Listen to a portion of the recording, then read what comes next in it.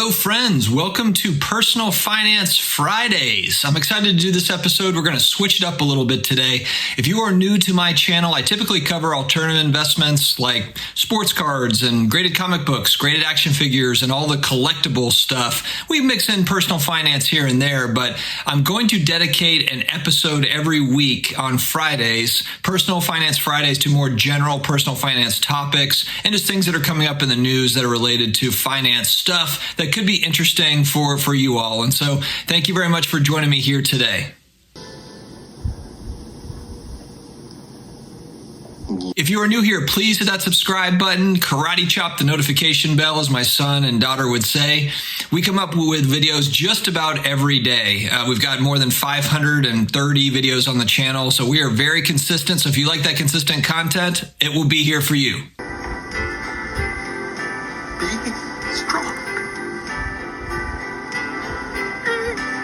Okay, guys, for this particular video, just as we're starting out on the Personal Finance Fridays, I wanted to talk about making money working for you, and this can be done in many different ways. And so I think it's important that we kind of talk through that, because I think it's such an important thing to come up with a mindset of that we have got to get our money working for us.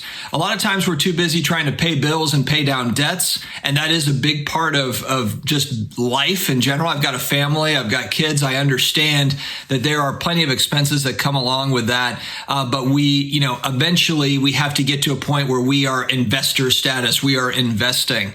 And so, and not to say that you can't do both, have some debt and be investing, but I think the most important thing is to have that mindset of getting money working for you, the money that you make, whether it be, $30,000 a year or $100,000 a year. There are ways to kind of get that snowball going, and you'd be amazed to how quickly the snowball gets bigger and bigger and how it can work for you. And it's fantastic. Compounding interest, velocity of money are terms that are thrown around quite a bit. And I think that, outside of traditional investments, I talk a lot about alternative investments, which, some would frown upon in the sense that it's like, hey, and that's not investable stuff. You should be looking at stocks, bonds, and real estate. Those are the safe, traditional type of investments. But I think that where you can find a niche is, yes, certainly have kind of traditional investments in place. It's good to have stocks, bonds, and real estate. But at the same time, if you understand a niche market, if you have done a lot of research on it, you've really kind of, you know the ins and outs of that particular market, this can be a boon for you because you understand the inner workings. You can buy and sell those goods, services, and you really understand that market. So I don't want to downplay other types of markets for traditional markets because you just never know. I'm going to make a whole separate video about kind of bad debt and credit card debt and some of the things that we can get into traps with as far as debt is concerned.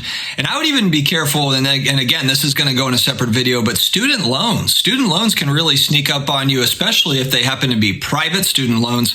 But even the public student loans where you have a fixed interest rate over time, if you're paying that over 20, 25, 30 years, it adds up.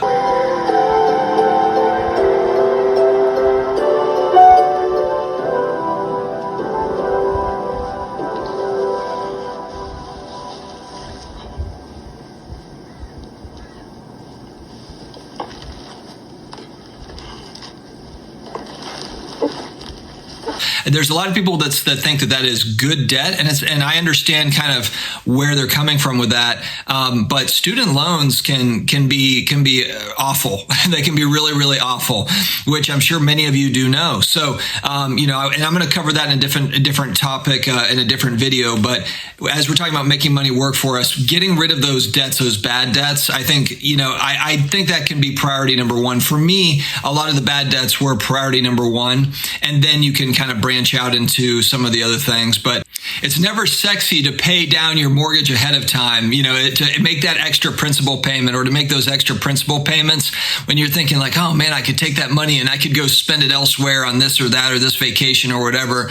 But man, does it feel good when you really start to chunk off, that debt and get whatever that thing is paid off, and that's got to be kind of the mindset that we shift into is just, man, it feels good to pay this off or to build this nest egg, to build this portfolio over or whatever that is. And, it's really fun once you get going and start to see it grow and you keep adding to it. It's, we talk about on this channel, it's all about building blocks, whether it be professional life, personal life, investments. It's all about building towards that end goal. And, that can be a never ending end goal, but you're always working towards a goal and you're always making strides towards it. And if you just do little things every single day, even if you have a bad day overall, but you're making kind of those baby steps against those goals, it feels really, really good. It feels like you're in control of your life. Whereas a lot of times with money, you can feel like money controls your life. I know I've been there in my life where I feel like, man, my money is not working for me and it controls everything that I do because I've got to pay off this bill or pay down this debt or whatever. It's critical to get it under control. And I think a minimalist attitude or kind of a minimalist way of life to where you really ask yourself, do I really need this thing that I'm looking at purchasing? Do I really need this service? It could be that it's something kind of spur of the moment where it's like, I want this. And I really, we make those kind of impulse buys. We all do it. I do it too. But, one thing that I try to do is if there's something that I really want, I will pause and wait 12 hours, sometimes 24 hours, just depends on what it is, and then go back to it and see if I actually still want it. Because a lot of times what will happen is I'm really raring to go on something, and then I realize after 12, 24 hours, I'm like, you know what? I don't really want that. I don't even need it. So you kind of get your emotions in check. There's that saying where it's like, if you can control your emotions, you control your life. And there is really a lot to that. And buying habits are associated with emotions, emotional buys. We do things in haste sometimes because of the emotional impact.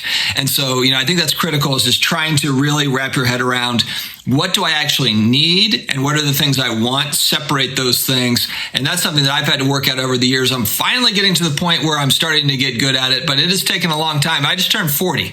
So if you're younger, and shout out to the millennials of the world. Technically, I am a millennial. I'm an 81 baby, which I'm right on the cusp of Gen X and millennial. I'm kind of like the Gandalf of millennials, but that's how I like to think of myself. But millennials do a great job. I think technology has given them the ability to easily, you attach your bank account to Robinhood or you attach your bank account to whatever brokerage. It makes it easy just to move money into investments. You don't really necessarily need to have a lot of, advisement. You can just you can sign up. You can, the app will walk you through it, help you through it, and off you go.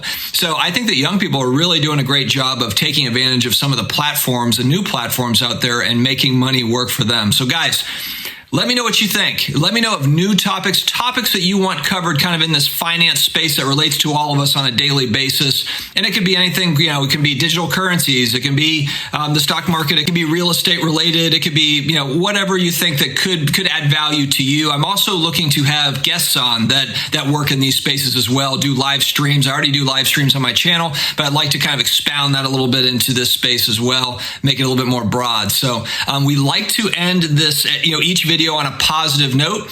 And so what I want to say today is, to end it on a positive note, is don't be so hard on yourself. A lot of this financial and just life in general takes discipline. Disciplined people get stuff done. That's just the way that it works. And a lot of times, look, there's parts of my life where I'm not disciplined. There's some parts of my life where I am disciplined. So don't be so hard on yourself of like, I need to have everything figured out in every aspect of my life, because it's just not reality. It's okay for it to take time to figure it all out. So don't be hard on yourself and just take small steps, kind of small goals, and reach that small goal. Make little goals that end up turning into big goals. That's something that I've done that's worked for me here over the last little bit. And I think it can be helpful for those as well. So don't be hard on yourself. Stay awesome. And I will talk to you again later, guys. Take care.